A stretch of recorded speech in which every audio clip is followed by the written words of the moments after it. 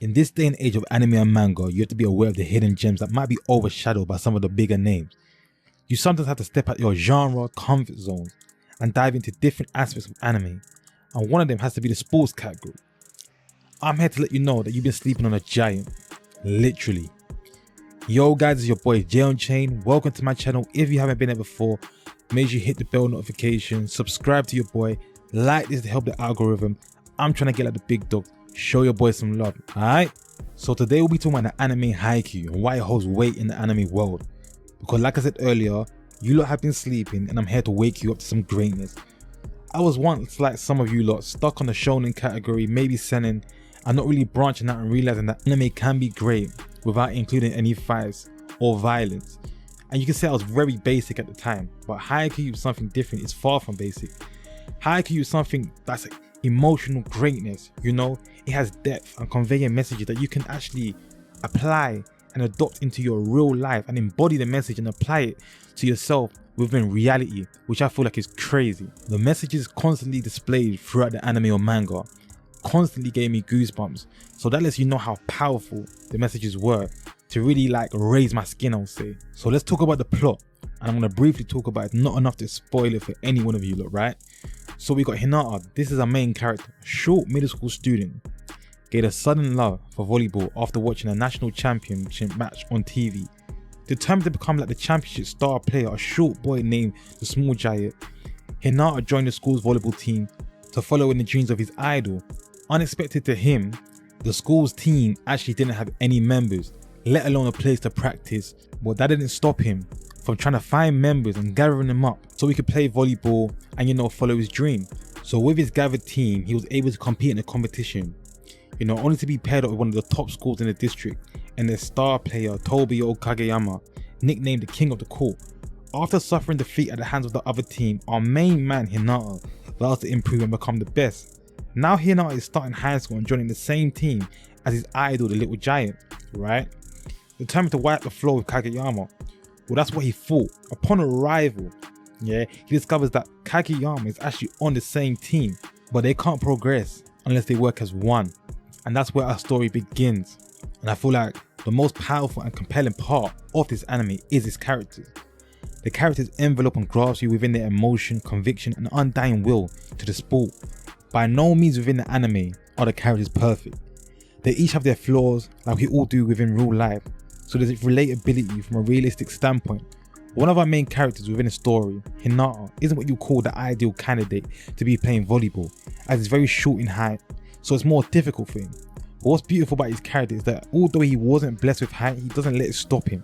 He goes harder to improve and develop, and thus doing so he can jump higher than any one of his peers within the anime, almost like he's constantly jumping relentlessly towards his dreams and desires, breaking any barriers that the world has set out for him. He constantly shoots for the stars, not letting anything stop him. His character is very compelling for me personally because his character indicates that you can break out of the barriers that life might set for you, society might set for you, you know, as long as you put in the work and actually get up and get going. And I feel like we can apply that to real life, and that's why I say within this anime it's so powerful, because they've got certain messages, characters that undergo, you know, experiences, traumatic experiences, etc., and they still keep pushing on to improve. This anime basically teaches the viewer, as long as you've got a goal in life, something that you want to achieve, you can, as long as you do the work and build up every avenue or building blocks to then get yourself to that destination. And like I said, this was very motivational, and I applied this anime in my daily life. When I was watching this anime, I was going to the gym constantly, I was jogging, I was doing everything, because like I said, it gave me that satisfactory motivation that I needed. Someone almost pushing me constantly through anime, through something I actually enjoyed and watched. And I feel like sometimes we miss the gems that are hidden within anime, and this anime has plenty of them.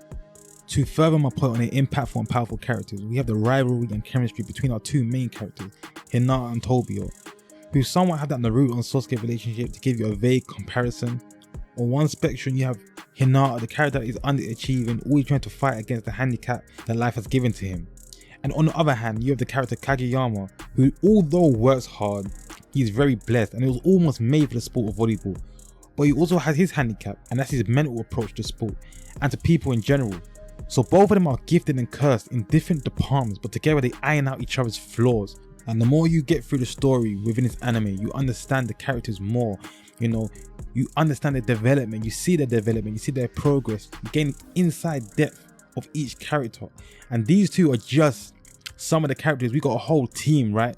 And we even show the opposing teams, you know, them, their emotion, what they have to go through, which I feel like is beautiful. It shows the other aspect. It doesn't just focus directly on our main protagonist like some shonen shows, etc.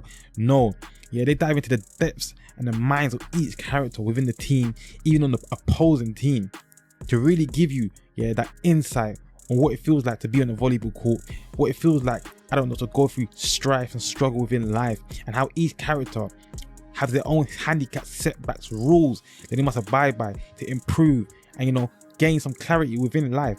And I feel like that's relatable to each one of us as human beings, because none of us is perfect. Like I said before, some of us are blessed in different departments, but we might lack in another department. But as a team together, you know, and having a strong base of friends, for example, yeah, you lot can build each other up, you know, and improve and develop your overall character.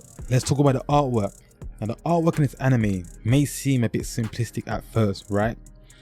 And that's because when they want to go volleyball mode and they want to really show a character and depict him in a crazy way, the upscale in animation is literally just crazy. The animation is very dynamic, bold, you know, and powerful when they want it to be, you know, and that's normally during game time. I feel like that's beautiful because it shows like before that, within their daily lives, you know, the animation is very soft, subtle, calm. But when they get into that volleyball ring, the animation uptones, you know, and it gets a bit chaotic to display the character's power, their presence, you know, and what they're feeling at the time. Like I said, emotion through drawings. A lot of you don't know about that emotion through drawing, you know, the way it's been conveyed to us, the viewers.